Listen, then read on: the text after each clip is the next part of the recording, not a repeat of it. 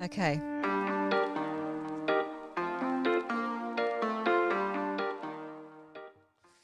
Hello and welcome to another Dawncast podcast. And today we've got Karen Porter joining us from Breadbow in the Monaro Plains. Now, Karen is an independent candidate in the upcoming by-election in Eden Monaro. So welcome to Dawncast, Karen. How are you? Thank you so much. I'm really good, actually. I'm really enjoying my journey so far. Yeah, it's counting down. When is the by-election?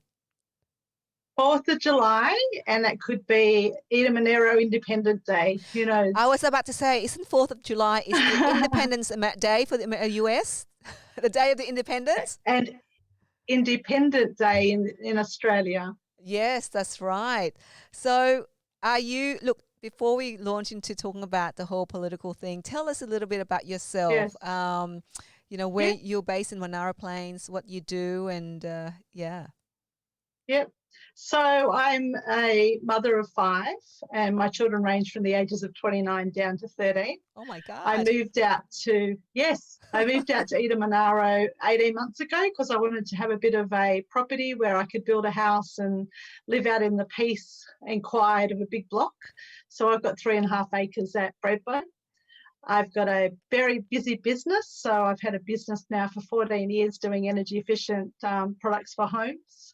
And I've won several business awards. I've been Canberra Businesswoman of the Year in 2015 and won quite a few Telstra awards, and have grown my company since 2011 from a startup to a $7 million business. Oh So it's been an wow. amazing journey. That certainly Yes. has. So now you've decided to kind of not focus on your business, trying and then going down that political Yeah. path. The business is still running along, and if I get in, then it will be some decisions for me to make around my business. I have some really good staff working for me, so they'll be keeping the business going in the meantime. And I just got to the point where I just feel like our government's just lost their compassion and empathy, and I'm not really happy with how Australia's going. So I can either keep complaining about it or I can jump up and do something. So I've taken myself out of my extremely busy life, and now I'm going to see if I can fix Australia at the same time. Yeah, I was going to ask you why, why have you decided to Yeah, do this? Like, if you've got a business that you've grown from a startup yeah, to now employing, how many staff have yeah. you got?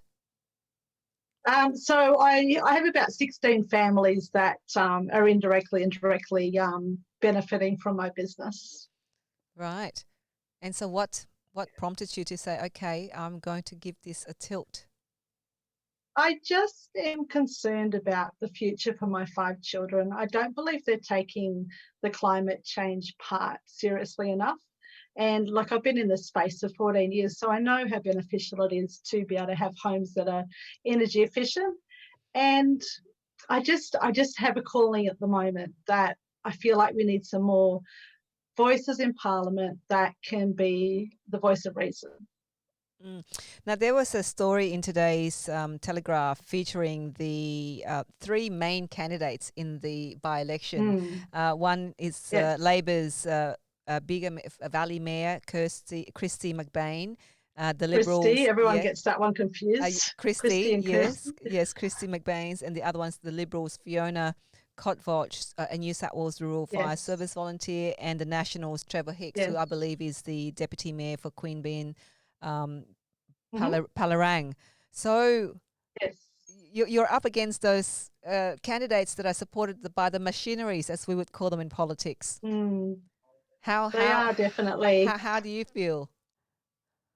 So I feel it's not a level playing field. So I believe that I've got just as right to be up there as they do, but I don't have the lots of money that's being spent on the campaign.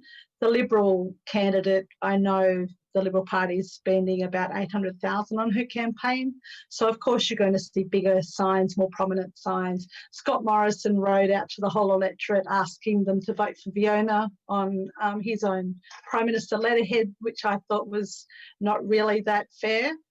And he's been ringing constantly all of the electorate, asking them to vote for Fiona. And he's also been coming out on the campaign with her.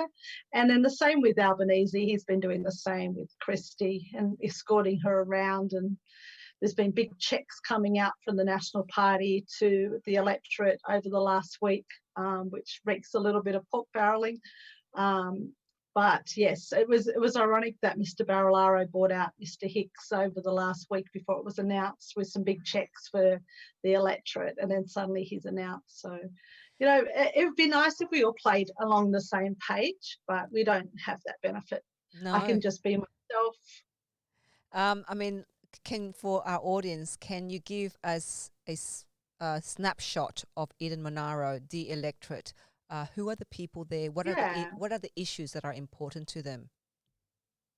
So we've got a very big electorate. We've got about 114,000 voters, and it goes all the way around Australian Capital Territory. So if you think of Australian Capital Territory in the middle there, we're a big donut around the outside. So some people say we're almost as big as England. So it's a massive electorate. We've got the beach, we've got the snow, we've got tablelands. A lot of the problems at the moment are healthcare services. We don't have equal healthcare for everybody in the electorate. We've got mums that are still delivering on the side of the road. We've got people dying on our highways. They're in urgent need of some help. Then we've got our climate. So we're going towards renewables, and it would be really good to go that way further and maybe look at our towns being more sustainable. And then we've got problems with our aged care as well. So it's just all basic fundamentals that we're not getting. And do you think that, I mean, obviously Eden Monaro is described as a bellwether seat. What does it mean if it's a bellwether seat?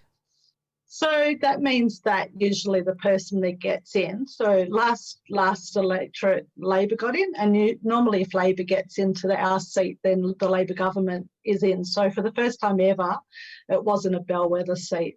So it was broken at the last election. Yeah, so... But if I got in, I'd be the first woman and the first non-major party like Labor or Liberal to get into the seat since Federation. What are your chances? What do you think? Have you done some kind of gauging? We've got a lot of support. We've also got a lot of people in the electorate that are just sick of Labor. The Liberal Party did a disaster with us on the bushfires, so they're not very well thought of here. Scott Morrison's done a little bit better with the COVID-19 response.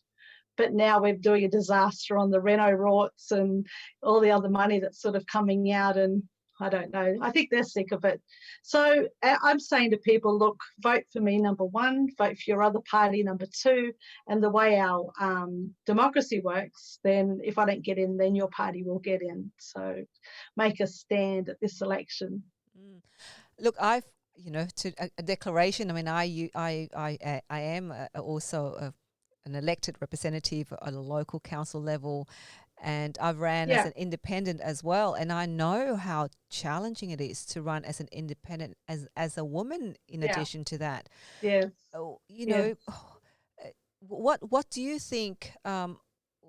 What difference do you think you can bring to the community, and what's your unique selling point as opposed to the other candidates of the major parties? So my unique selling point is that I'm actually somebody that really believes in human rights. And if I was to get in, then I'd be working really hard on making sure that our minority groups didn't slip through the cracks like they have been. Our Indigenous people have been treated really badly. The LGBTQI process was handled so poorly. Anybody that doesn't sit into the mould of, being a male who's able, who's middle-aged, you sort of don't get looked after. So as a mother of five, I'd like to bring my empathy and compassion with me. I'm a very active person who's a doer, and if I say I'm going to do something, I'll be like a dog with a bone and just say we need a hospital for Eden Monaro. That will be my life mission, to get that hospital in place. And I'm also very good with communication. So my electorate will know exactly where we are standing, with things that we want for our electorate and things that are coming up that we'd like comment on, so that I can take back their views. So bringing back democracy. So when you walked around and talked to the constituents Yeah, in your area, yeah. what are some of the stories that they're telling you that you think that is not heard by the major parties? The stories are that they only see the elected member election time. They know that they bring money in when the timing's right just for the election. After speaking to some of the smaller communities over this last couple of weeks, they've all actually looked at me and said, you're bringing us hope that there is actually a way that we can have change. And that just made my heart sing so much. And I know Liberal and Labor won't get that comment because people are so disheartened with what's happened. So, I plan on just representing the people and bringing the love back to Eden Monaro, really. It like you said, is a very big, broad electorate, isn't it? Yes. You have rural. Yes, it's huge. Yes. And you have probably cattle farmers, is that right? Coastal. We have cattle farmers. Coastal, and Yeah. inner suburban kind of city, mini cities, Yeah, metropolitan. Queanbeyan is probably a big town, so it's probably Bega and Queanbeyan and Yass are probably, I don't know what, they wouldn't even be as big as your towns in Sydney. They're like very rural and pretty spread out. So the high density areas probably is Queanbeyan, Yass and Bega.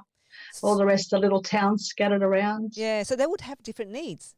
I mean, like you mentioned before about what you would talk about LGBTQI issues, Indigenous issues, and climate. How will those issues resonate with all of those different electorates or different groups, communities within that broad, big electorate of yours? It's going to be really hard. I've been watching opinions about what's happening with the Black Lives Matter lately, and does that have any ring to it, to that electorate? Do you think people buy into that campaign? No, no, they don't. They're more looking to all lives matter. That would be a better representation of where they're at. So it's a very sensitive issue. But at the end of the day, I'd really like to work with everybody so that everybody has equal access, whatever colour you are, whatever, you might be, not able, how to get everybody hospital care that they need, medical care. It's just human rights at the end of the day, whoever you are. What are this one common issue that you believe could that each of these communities from that broad electorate would be able to relate to? I really think we need to do something with our roads. So living out here drives us absolutely crazy. We've got 3 major highways in our electorate, and we've also got, B-doubles going down, and they can't actually deliver goods down some of our highways. Every year we're doing roadworks, so all of us poor little people that live out of the towns is just constantly going through roadworks. So it's just, when the ski season isn't on, we're just back to back with roadworks. So just do it once, fix the highways, you'll get more commerce into our area, you'll get people travelling safely, and, I think that would be a big winner for a lot of our electorate. It affects our whole electorate. So it's kind of the road to the economic prosperity for Eden Monaro, is it? Yes, yes, I think so. We're very disadvantaged at the moment, and there's some areas down the coast that can't even get a semi-trailer into there. So that has to impact on, goods. Thinking back, what was that initial point that triggered you to really say, I'm going to give politics a go? Because, you know me, I mean, I had no political background, just like yourself. And you think, well, I heard something in the community, and I thought something has to be done. And I kind of just put my hat in the ring, and it became a complete circus, because I ran for the major party, the Liberal Party, but then later on became independent. But having been part of a major machinery and then now being independent, you can see the two different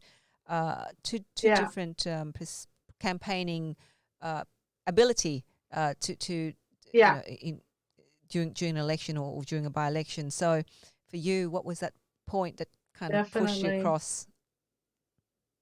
So 2 weeks before Mike Kelly resigned, 2 or 3 weeks before Mike Kelly resigned, I had an approach through a emerging party called the New Liberals. And the New Liberals actually headhunted me because they've seen my successes, they've seen my values, and they asked me to come and join their party. And it sort of gave me major anxiety because I'm like, oh, I really don't need this in my life. Who wants to put themselves out of their comfort zone again and again and again and again? So I went away and thought about it for a couple of days. And one of the biggest things that really has pushed me along this journey is watching how they've been treating our refugees and just how cruel our government can be. And for me, that was like, I've got to do this. If I can help some people that are really being treated poorly by our government and actually try and get a bit of empathy back into our government, then I think we can all heal as a nation and move forward. So that was probably my turning point. Now, the New Liberals haven't registered the party in time for the by-election. The by-election was a surprise. So I've made the decision that I'm going to run as an independent for this round. Mm. Are you scared? Scared? Not really. I feel ready. So I've been in construction for 14 years. I've been hammered as a woman in a male-dominated environment. It's toughened me up to the point where everyone's comments now, I can just see that it's actually a reflection of themselves. It's a reflection of their own flaws. And if you can not take this personally, and I know it's going to get dirty, it's going to get dirtier than what it is now. We've probably got 3 more weeks left of campaigning. And I just got to keep my sense of humour and know that I'm just doing this for the right reasons and I've got nothing to lose, really. Have you got your family members on board helping? I do. They're very proud of me, and my mum and dad pretty much said, "We thought you'd always go down this path. You know, it looked like that's where you would end up." And I was like, "Wow, I didn't even see it myself." You can take the hard path, or you can take the one less travelled, and that's the one that's going to make you grow as a person. So that's the path that I'm on at the moment. Mm. And what have you done with the campaigning so far? Have you been going door knocking, or have you gone out to meet up Yeah. with constituents? So the New Liberals, even though they're not registered yet, have been a massive supporter for me, and they've been down this weekend and we've done a big letterbox drop. We're a grassroots campaign, so we're doing everything basically without any money. We've got a video that we produced over the last couple of days that was a pro bono for us, which was awesome, from this really good producer in Sydney. That's just gone live. And I'm just loving meeting people, like going out and listening to their journeys and everybody that I speak to. If I could speak to this whole electorate, I reckon everyone would vote for me. It's just getting out there. It can give us an indication the size of the electorate and the number of voters in that electorate that you've in? So we've got about 114,000 voters, and it goes from, I'm not sure whether you know New South Wales very much, it goes from Yass, which is above the ACT, and it circles right around to Tumut and Batlow, all the way down to the snowfields, right down to the Victorian border at Eden, and then all the way up to Moruya on the coast, and then back over to Braidwood and Bungendore, and just underneath Goulburn, which is where Hume starts. It's huge. Yeah. If I was to drive to all of the booths on election day, it would not be physically possible. That's how big it is. Oh my gosh! So have you travelled at all? I know. Have you gone across? I haven't got over to Tumut yet. I've got down to the coast. I've gone and met with the Cobargo people who are still trying to get back on their feet after the bushfires. I really want to get round to Batlow because they're also still struggling. Communities around us had fire affected properties and lost their homes, so we've been working closely with those. But I'd like to get down. I'm going to meet with the Bega Mayor and have a chat to them about their issues, and also down to Eden. So I'm slowly collecting volunteers in each of the voting booths. We've got 69 voting booths on election day. Oh my God. And so you have to man I them know. all. For people who are not involved in politics, it's standing there from... It's huge. It's getting ready at about 6 o'clock in the morning. It finishes about 6 or 7 o'clock at night, ensuring that there are people standing there handing out as people walk in how to vote. Yes. And you have to then manage to get those volunteers time and space out so that people have the rest and ensuring that they're engaging with the Yeah. constituents that they're walking through. It's a huge, absolutely huge event, and we think that there might have been 20% that did pre-polling, and pre-polling is going to be in 8 places outside of the electorate, so it just gets bigger and bigger. And I registered on Friday with the AEC, and I just said, "You're killing me now. Like, how far are you going to make this so that we have to really cover everything?" It's just a crazy span. And how do you feel about that? Being an independent, you don't have the resources to do what the other major parties do. You have to find people standing there handing out and traveling to these pre-poll booths as well. Yeah, you'd be amazed how many people have come through. A lot of disenchanted Labor voters have been coming forward saying that they just can't vote again for Labor. They want to jump on board with me, and it's just every time I reach out for something else, somebody pokes their head up and says, "I'll help you." So we're getting there. It's amazing. The support has been absolutely phenomenal. What are your chances, do you think? I mean, can you guess from talking? What do you sense? I'd How love do you to feel? walk through the back door and surprise everybody. That would be so great. But, reality is people are still getting to know me. They've really only had 6 weeks to find out who I am. There'll be another election in 2022. So if I could get a little bit of traction now, that would be fantastic. If I could get some votes, swinging against Liberal and Labor, that'd be great too. And I at the end of the day, I'm just loving the journey, and whatever happens, happens. Do you think there's enough? There's not enough women in politics, and for you, do you feel like you wish you had somebody that you could actually find guidance and support? I know you've got the New Liberals supporting you, but do you think you need other women who've done something similar to you in that area, perhaps? I think so. Yeah.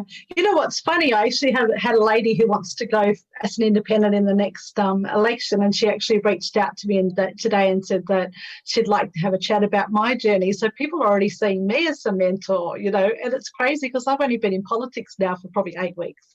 So it's just one of those things. Women like to reach down and pull other women up. And yes, I would love to have a chat to some of the other female independents. Time has been a bit short. I have had a chat to some male independents, which has been really useful as well. And look, I would just love to get in there and link arms with the likes of Zali Steggall and, take on the world. It would be so fabulous.